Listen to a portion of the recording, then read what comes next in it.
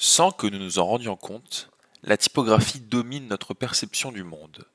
Elle est omniprésente dans la lecture d'une marque, que cela soit dans son logo ou dans son identité visuelle, support web et print. Elle donne le ton sur le positionnement de la marque et la place dans un univers précis. Luxe, grande distribution, artistique, politique ou économique. Cette dernière est composée de dizaines de milliers de polices de caractères catégorisées en sérif, sans sérif, display, handwriting, monospace, etc. Choisir la police qui caractérise votre marque n'est pas un exercice évident. Pour vous en convaincre, faites un test et écrivez le nom de votre entreprise avec différentes polices. Vous constaterez que selon la police utilisée, l'impression n'est pas du tout la même.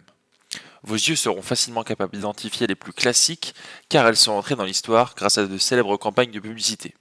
Par exemple, la typographie Helvetica a été réutilisée par Toyota, BMW, Evian, Skype, American Airlines, etc. La typographie Futura, elle, a été utilisée par Ikea, Nike, Calvin Klein et j'en passe. Century Gothic a été utilisé par Durex, Gotham a été réutilisé par Barack Obama que l'on retrouve depuis la chaîne Arte, Spotify ou encore pour les comics de DC. Et au fil du temps, les grandes marques ont fait évoluer leur logo. La tendance actuelle est une simplification des polices de caractères, passant souvent d'une sérif à une sans sérif, afin d'apporter une meilleure lisibilité sur les écrans digitaux. Les marques de luxe, par exemple, ont donc eu tendance à laisser leurs originalités, si je puis dire, pour une sobriété qui fait toute la différence.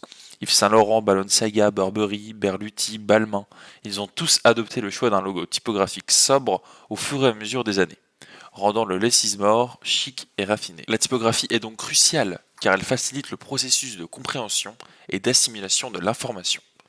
Bref, passons. Vous avez donc compris à quel point la typographie est importante dans le monde d'aujourd'hui et à quel point les entreprises en ont besoin pour vendre leurs produits et transmettre leurs idées à travers leurs campagnes. Nous allons donc étudier ensemble quelques animations typographiques vues en cours et nous allons voir quelles idées elles véhiculent et comment font-elles pour nous les transmettre. La première animation que nous avons choisie sera donc appelée Carmageddon. Elle a été produite par le studio Ranger Fox. Ce projet est un hommage envers Los Angeles et ses embouteillages célèbres dans le monde entier. En effet, le studio a voulu ici mettre en place les caractéristiques de la ville et a transformé le trafic incessant en quelque chose d'unique visuellement qui met en valeur la beauté dans le chaos. Je ne suis pas sûr de la typographie, mais après quelques recherches, il me semblerait qu'il s'agisse de la typographie Vremena grotesque. Pour ce qui est de son animation, la typographie est utilisée ici pour coller au thème du trafic. À partir du moment où les voitures commencent à apparaître dans l'animation, la typographie est animée de manière à illustrer les images en fond. Le studio va utiliser le champ lexical des bouchons et de la route, et les mots seront animés avec leur sens. Trafic représentera le sens de la route, avec ces lettres allant d'un sens vers l'autre, une sorte de up and down. Perpetually crawling se verra allongé de la même manière qu'un bouchon s'allonge. Eternally clogged, éternellement bouché, aura un jeu de répétition et la typographie changera de couleur comme si on changeait de dimension. Effet accentué par la transition jour-nuit qui va arriver dans la vidéo.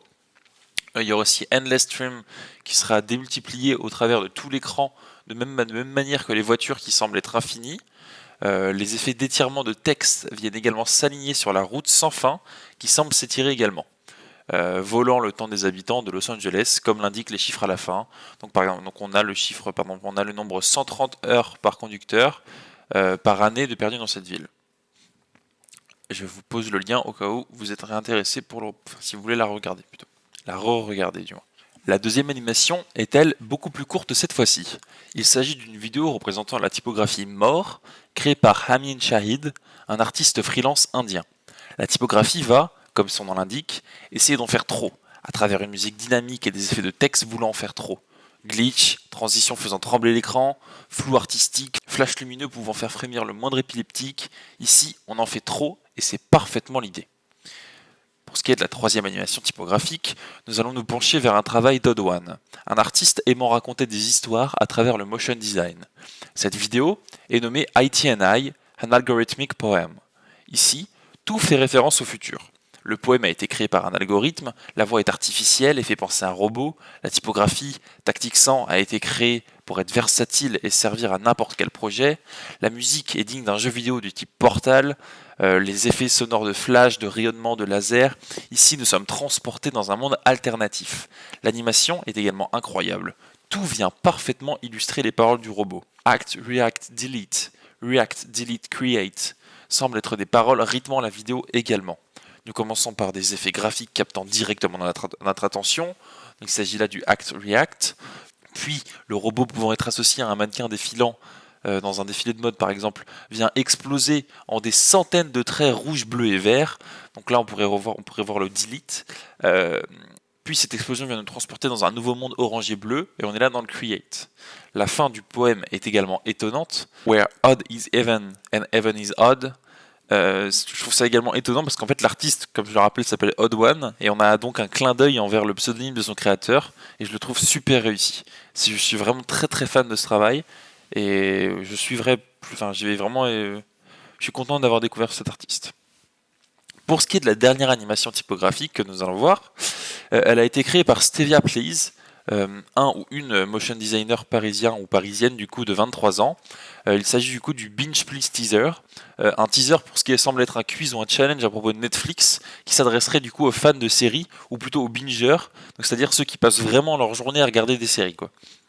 Donc dans cette vidéo, on va voir la parfaite illustration de comment la typographie peut véhiculer une idée et être associée à une marque ou à une idée du coup. Lorsque vous regardez la vidéo pour la première fois, et surtout si vous êtes français, je pense du moins, la typographie ainsi que les couleurs vont normalement vous faire directement penser par exemple au journal Combini, qui utilise exactement le même code couleur. Je pense que c'est bien sûr une volonté de l'artiste d'avoir choisi cette typographie et ces couleurs.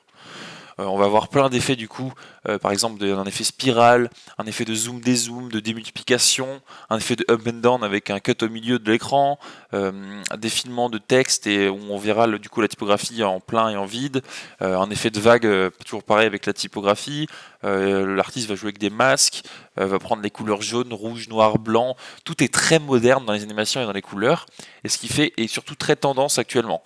Ce qui est normal vu qu'on parle d'un quiz pour les bingers Netflix qui se gavent de séries qui sont à la mode. Pourtant ici du coup on n'a pas de création 3D, on n'a qu'une sorte d'orbe en début de vidéo, mais ça c'est du dessin limite, enfin c'est de l'illustration, mais on n'a vraiment rien de créé au niveau de la 3D ou comme on a pu voir avant par exemple avec par exemple sur l'animation sur Los Angeles. Nous avons ici uniquement de la typographie et nous avons directement l'univers du sujet qui nous saute aux yeux. Et du coup, grâce à cette vidéo et aux autres qu'on a pu voir, grâce à 4 vidéos, on a pu voir que la typographie vient illustrer parfaitement les propos d'un créateur, que ce soit dans le sérieux ou non. La typographie est toujours designée avec une idée, et il est très important que cette idée soit retransmise lors de son utilisation. Vous n'allez pas utiliser la typographie Minipax, par exemple, de Velveteen, designée pour faire référence à 1984 de George Orwell, pour faire un dessin animé pour enfants ou pour crèche. Le secret, du coup, je pense, du moins pour moi, c'est vraiment d'utiliser une typographie qui a été conceptualisée pour une idée proche de ce que vous voulez créer. C'est-à-dire, par exemple, si vous avez une typographie qui est censée faire référence au futur, à l'avenir, aux créations, vous allez l'utiliser par exemple pour des innovations technologiques, pour des produits, oui, par exemple, je sais pas moi, pour de la réalité virtuelle ou quoi que ce soit, vous allez essayer de rester dans le même domaine que de votre projet. Une typographie, par exemple, si vous voulez parler de l'info ou oui, de l'information, voilà. Si par exemple vous voulez parler de l'information, vous allez prendre une typographie qui a été designée pour les journaux, pour le développement de l'information. Voilà. J'espère qu'en tout cas, ce travail vous aura plu. Au revoir.